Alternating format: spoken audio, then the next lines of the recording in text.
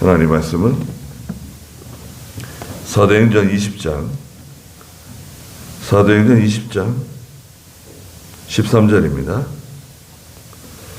사도행전 20장 13절 말씀부터 말씀 보도록 하겠습니다.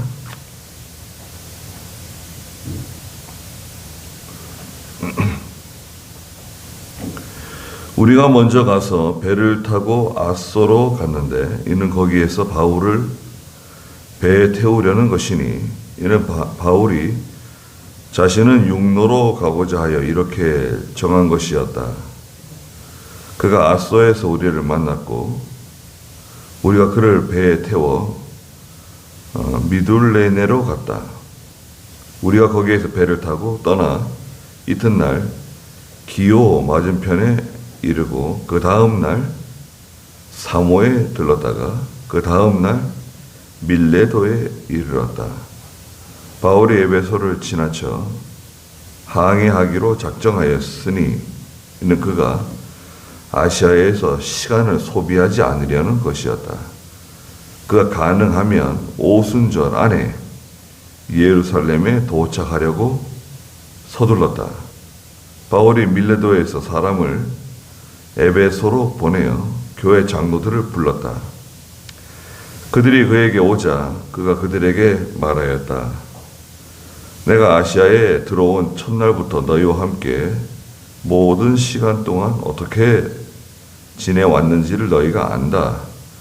내가 모든 겸손과 눈물로 주님을 섬기고 또한 유대인들의 음모로 내게 닥친 모든 시험들을 겪으며 유익한 것은 아무것도 숨기지 않고 너희에게 전하고 공중 앞에서나 각 집에서 너희를 가르쳤으며 유대인들과 헬라인들에게 하나님께 대한 회개와 우리 주 예수께 대한 믿음을 증언하였다. 그랬습니다.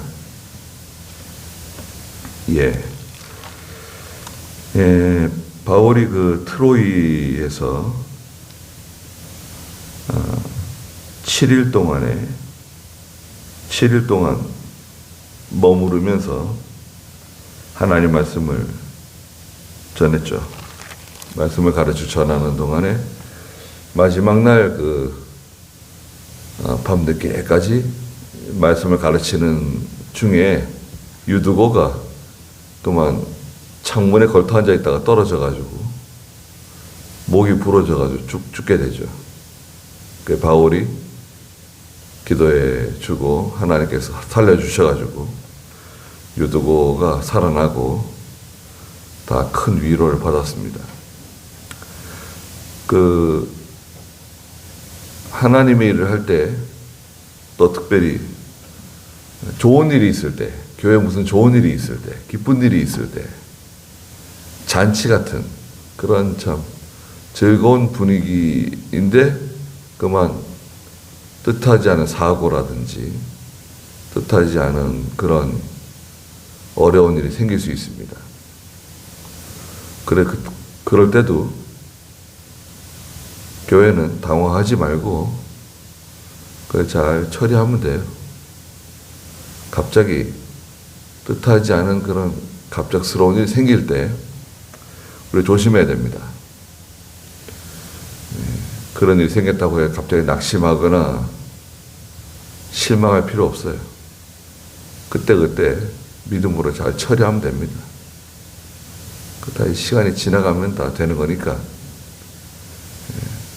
어려워하지 말고 힘들어하지 말고 잘 감당해 나가면 된다. 그런 믿음을 가지셔야 됩니다. 집에서도 마찬가지죠. 가정에서도 좋은 일이 있을 때 또 어려운 일이 온다는 그런 속담이 있잖아요. 호사다마라고. 그러니까 그때 낙심하지 말고 실망하지 말고 믿음으로 잘 처리하면 된다. 그런 마음을 갖고 있어야 됩니다. 그 트로이에서 아소로 갔어요. 아소. 13절 읽어보시겠어요? 우리가 먼저 가서 배를 타고 아소로 갔는데 이는 거기에서 바울을 배에 태우려는 것이니 이는 바울이 자신은 용도로 가고자 하여 이렇게 정한 것이었다. 네, 아소는 트로이에서 한 30km 떨어져 있는 곳입니다. 아소로 갔다가 또 아소에서 미둘레네로 또 갔어요. 14절 읽어보십시오. 그가 아소에서 우리를 만났고 우리가 그를 배에 태워 마들레네로 갔다. 우리가 거기에서 배를 타고 떠나 이튿날 기오 맞은편에 이르고 그 다음날 사모에 들렀다가 그 다음날 밀레도에 이르렀다. 네, 그 마둘레네로 되어 있나요? 미둘레네 아닌가요? 미둘레네. 예. 아소까지 가가지고요. 아소에서 미둘레네로 갔습니다. 예. 바울은 육로로 가고자 했어요. 예, 배를 타고 가지 않고 육지로 노선을 정했습니다. 그 이유는 뭔가? 아니, 배를 타고 가면은 이렇게 다른 데 거쳐가지 않고 곧장 이렇게 돌아갈 수 있는데 굳이 육로로 가려고 하는 이유가 무엇인가? 바울은 육로로 가는 동안에 그 자기가 알고 지내는 성도들을 신방하려고 그런 거예요. 예, 사람들 이렇게 신방할 목적으로 이렇게 육로로 가려고 굳이 노선을 정한 겁니다. 아소로 갔다가 아소에서 미둘레네로 가고 미둘레네에서 이제 배를 탔습니다. 15절에 보니까 거기에서 배를 타고 미둘레네에서 이튿날 기오 맞은편으로 갔어요. 네, 기오 맞은편으로 갔는데 여기까지 거리가 한 80km 되는가 봐요. 예.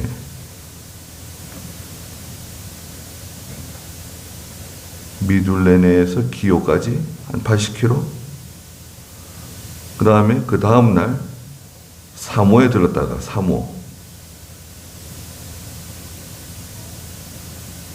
사모에 들렀다가 그 다음에 밀레도에 이르렀어요.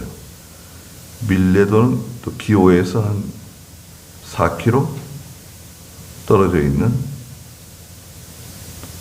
곳이고, 그 다음에 밀레도에서부터 이제 곧장 예루살렘에 가기 위해서 에베소를 들리지 않고, 에베소에 가게 되면 또 이제 에베소 성도들이 많이 있으니까 또 시간이 지체될까봐 에베소를 들리지 않고 좀 빨리 오순절 안에 예루살렘에 도착하기 위해서 일정을 빨리 잡았어요. 그래서 에베소를 지나쳐 16절에 보니까 바울이 에베소는 지나쳐가지고 항해하기로 작정하였으니 이는 그가 아시아에서 시간을 소비하지 않으려는 것이었다. 그 가능하면 오순절 안에 예루살렘에 도착하려고 서둘렀다. 네. 우리 그 예수 믿는 사람들은 그 시간 약속 같은 거 잘 지키잖아요. 예수 믿는 성도들은 시간 약속 잘 지켜야 됩니다. 그리고 또 약속 시간이 있으면 좀 미리 가는 게 좋아요. 미리 가야 됩니다. 특히 뭐 해외여행은 말할 것도 없고, 시간이 정해져 있으면 뭐 오후 3시다. 오후 3시다 그러면 공항 같은 데는 몇 시에 나가야 됩니까? 공항에 3시 비행기면은 적어도 몇 시 전에 가야 되는 거죠? 한 2시간 전에 가야 돼요. 제주도 가려면 1시간이면 되겠죠. 1시간 전에. 제주도는 김포공항에서 타면 되니까 1시간 전에는 가야 돼요. 공항에 가면 시간이 금방 지나갑니다. 공항에는 이동 거리가 많아요. 여기서부터 저기까지 가려면 시간이 많이 걸립니다. 예. 움직이는데 시간이 많이 걸려요. 그러니까 여유 있게 가야 됩니다. 여유 있게 가야 되고, 해외여행, 특히 미국 같은 데 가려면 한 3시간 전에 가야 돼요.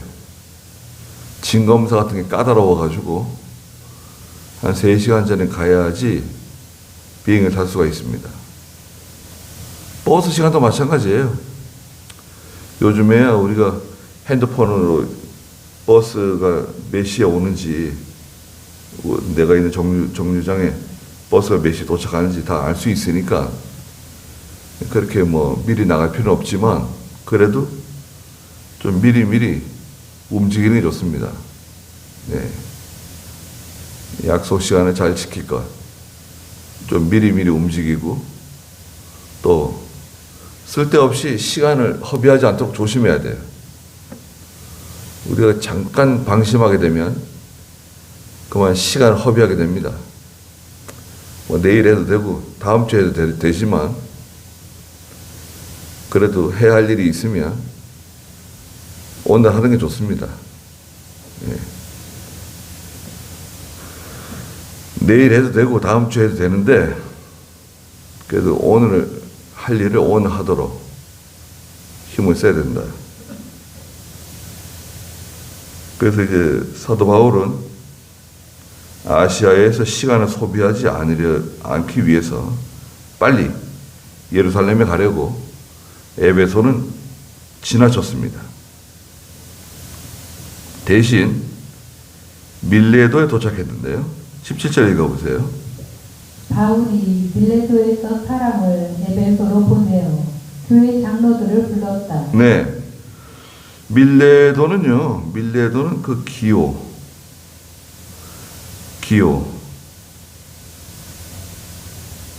기오에서 얼마나 떨어져 있나요? 한 4km. 아까 4km라고 그랬죠? 밀레도가 있는데, 밀레도에서 사람을 에베소로 보냈어요. 에베소로 들려오지는 못했지만 미리 사람을 보내가지고 그 에베소 교회 성도들 가운데 중요한 사람들을 밀레도로 불렀어요. 그러면은 밀레도에서 에베소까지 거리가 얼마냐? 한 50km 가까이 돼요. 한 48km. 100리가 좀 더 돼요. 그렇잖아요. 120리 정도 돼요. 120리. 그래서 사람 보내가지고 또 불러가지고 데려와야 되는 거 아니에요. 같이. 120리 가서 또 120리 오고. 예전에 뭐 교통이 좋은 것도 아니고 기껏 뭐 낙타라든지 나귀라든지 이런 거 타고 이동했을 것 같은데 시간 많이 걸리고 힘들잖아요. 그래도 바울이 이제는 다시는 보기 힘들 것 같아요. 에베소 성도들을 다시는 보기 힘들 것 같으니까 중요한 사람들을 불렀습니다.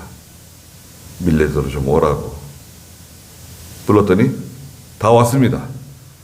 에베소의 중요한 그 바울이 데려오라고 하는 사람들이 다 밀레도에 왔어요. 이제 밀레도에서는 이제 예루살렘으로 바로 가는 거예요. 그러니까 마지막으로 만날 사람들 다 만나게 되는데 18절 읽어보세요. 그들이 그에게 오자 그가 그들에게 말하였다. 내가 아시아에서 들어온 첫날부터 너희와 함께 모든 시간 동안 어떻게 지내왔는지를 너희가 안다. 내가 모든 겸손과 눈물로 주님을 섬기고 또한 유대인들의 음모로 내게 닥친 모든 시험들을 겪으며 유익한 것은 아무것도 숨기지 않고 너희에게 전하고 공중 앞에서나 각 집에서 너희를 가르쳤으며 유대인들과 헬라인들에게 하나님께 대한 회개와 우리 주 예수께 대한 믿음을 증언하였다.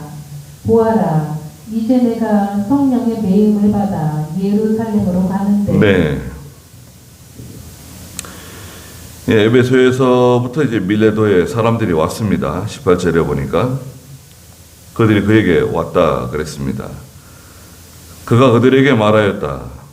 바울이 에베소 교인들에게 뭐라고 말했냐면 내가 아시아에 들어온 첫날부터 너희와 함께 모든 시간 동안 어떻게 지내왔는지를 너희가 안다.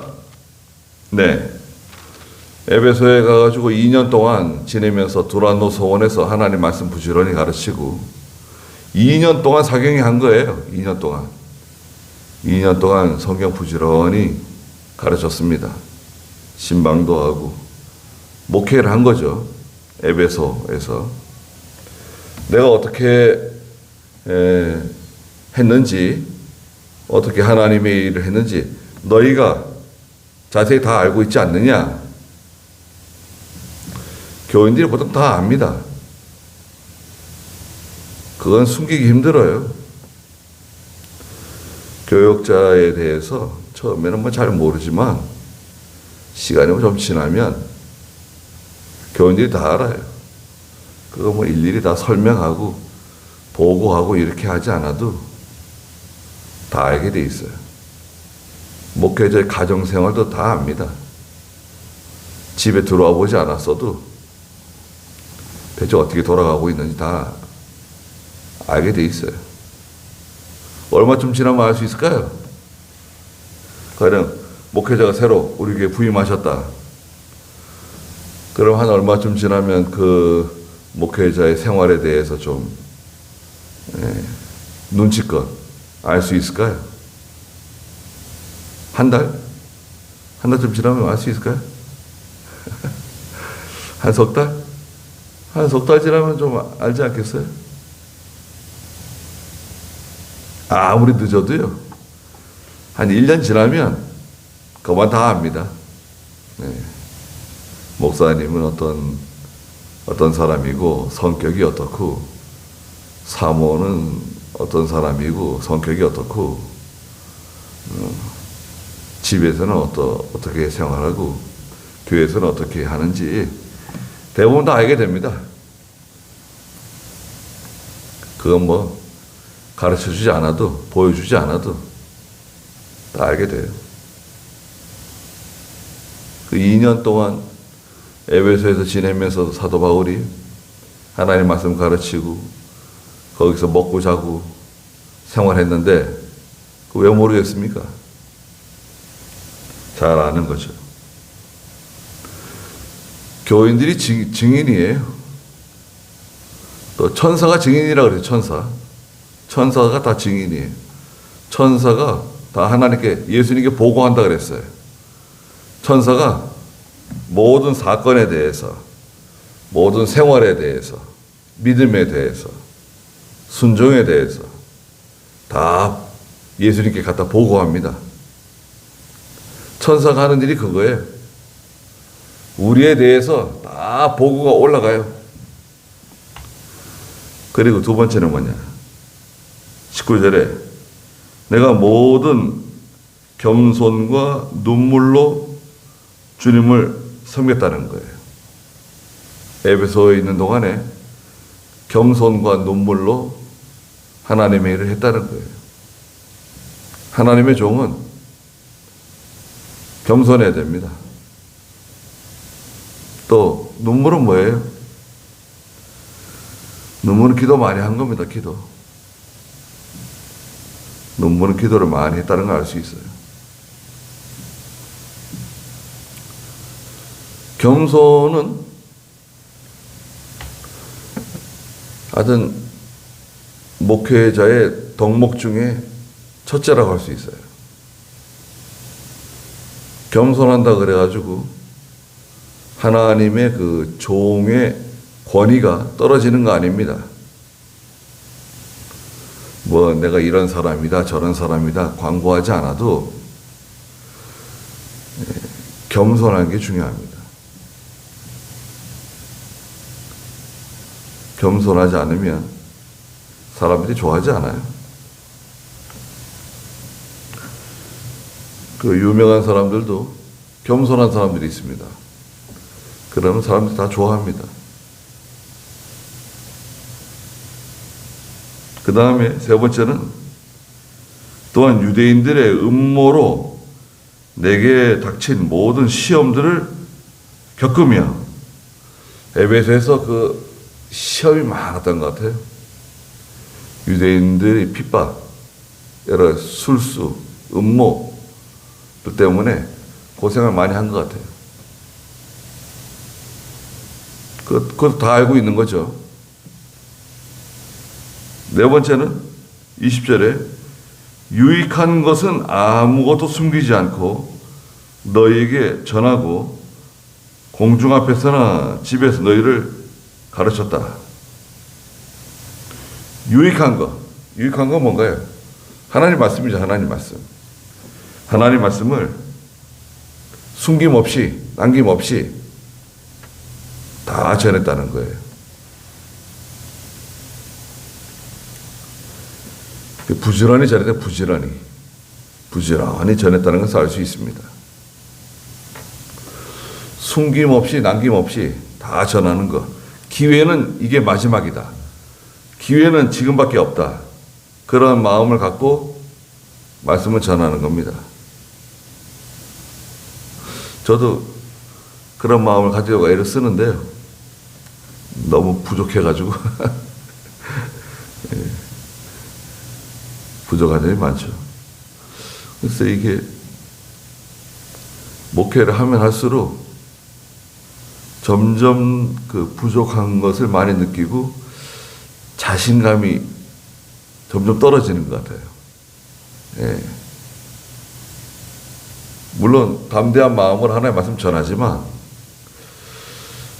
예전 같지가 않고 예전에는 뭘 잘 모르는 망아지처럼 혼자서 뭐 들로산으로 뛰어다녔을지 몰라도 이렇게 말씀을 전하면 전할수록 굉장히 조심스럽고 또 제가 부족하다는 것을 많이 느낍니다. 이 부족은 공부 많이 해가지고 뭐 학위 받아가지고 박사 되고 무슨 교수 돼가지고 되는 게 아닙니다. 이 부족은 하나님께로부터 해결돼야 돼요. 하나님께로부터 받아야 돼요. 하나님의 종은 하나님께로부터 받아가지고 이거 해결이 돼야지 하나님하고는 연결이 안 되고 다른 방법을 통해서 이걸 해결하려고 그러면 그때부터는 참 일 꼬입니다. 일이 힘들어져요. 교인들이 알아요. 목사님이 힘든 것 같다. 또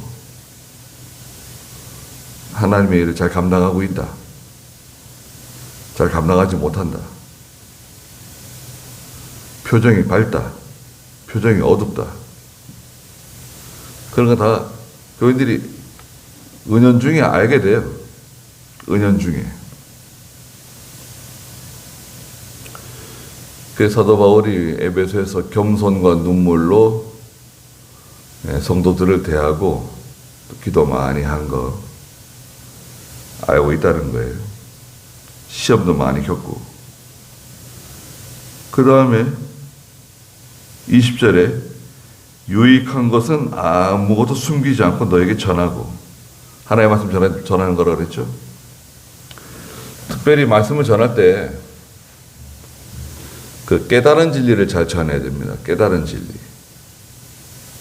말씀 속에 깨달은 진리가 숨겨져 있어요. 그 깨달은 진리를 교인들에게 전해줘야 돼요.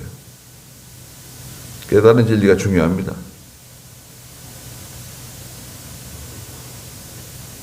또 마지막으로 공중 앞에서나 각 집에서 너희를 가르쳤다.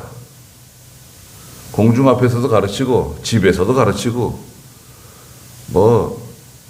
들에 가서도 가르치고 산에 가서도 가르치고 계속 말씀을 가르친 겁니다. 알 수가 있어요. 21절에 유대인들과 헬라인들에게 하나님께 대한 회개, 우리 주 예수께 대한 믿음을 증언하였다. 그랬습니다. 유대인과 헬라인, 유대인들은 여기 이스라엘 백성들이죠. 헬라인들은 누군가요? 이방 사람들. 이방 사람들에게 하나님께 대한 회개. 회개는 뭐죠? 죄를 자백하는 거예요. 죄를 고백하는 거예요. 그리고 두 번째는 뭐냐, 회개가. 죄를 미워하는 거예요. 미워하는 거. 죄를 자백하고, 죄를 고백하고, 그 다음에 그 죄를 미워해야 돼요. 그래서 죄를 딱 끊는 거예요. 이게 하나님께 대한 회개예요. 예수 믿고 예배당에 나오고 회개하고 하나님의 백성 되었는데도 그 옛날의 그 습관, 옛날의 그 살던 방식을 바꾸지 않는 사람들 있습니다.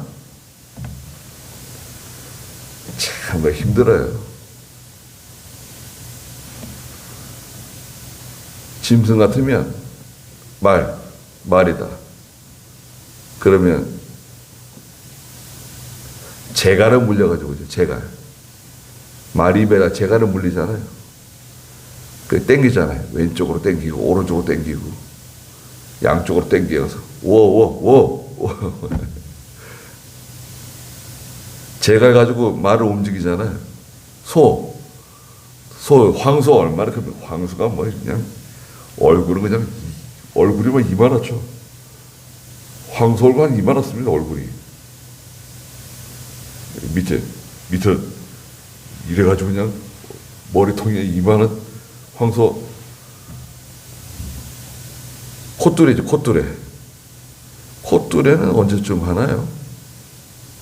송아지가 태어나가지고 얼마쯤 지나면 콧뚜레 하나요? 한 3개월?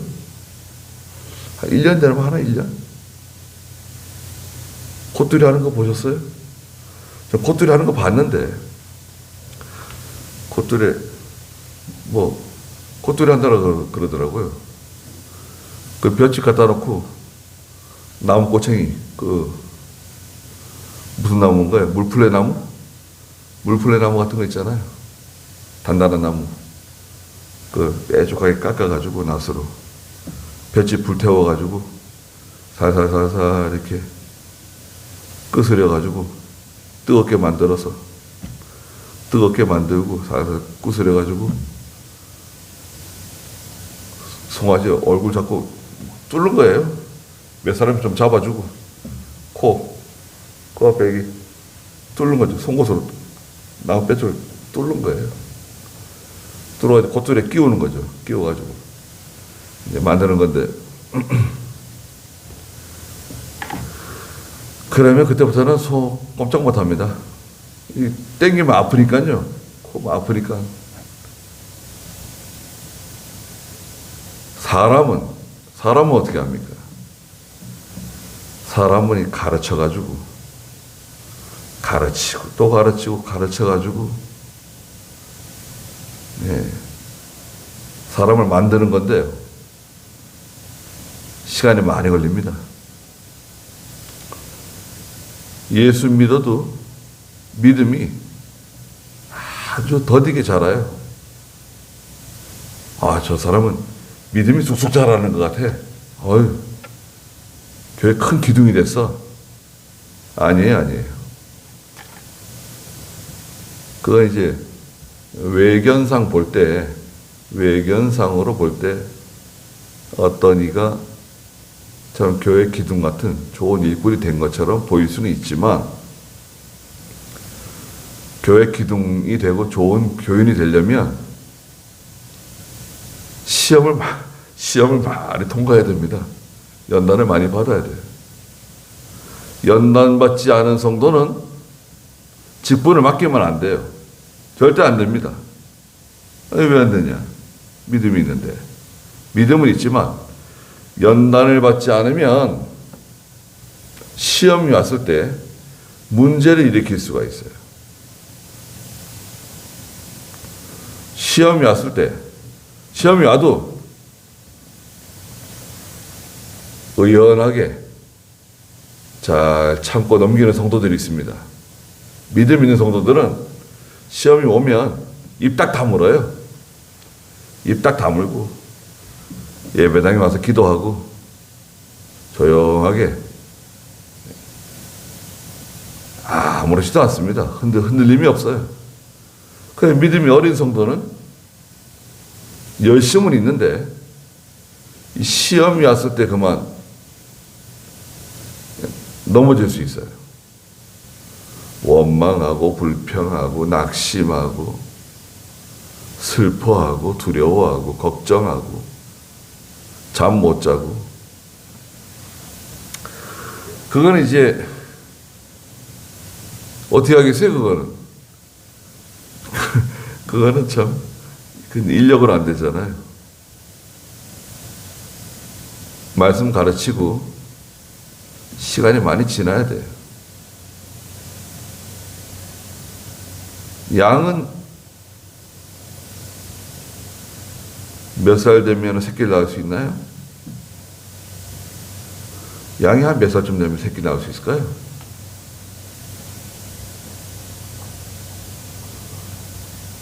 혹시 아세요?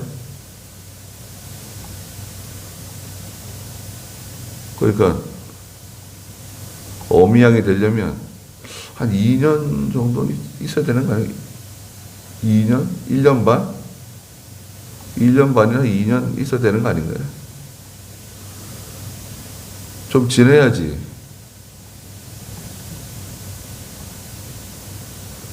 믿음이 자라는데 시간이 걸립니다.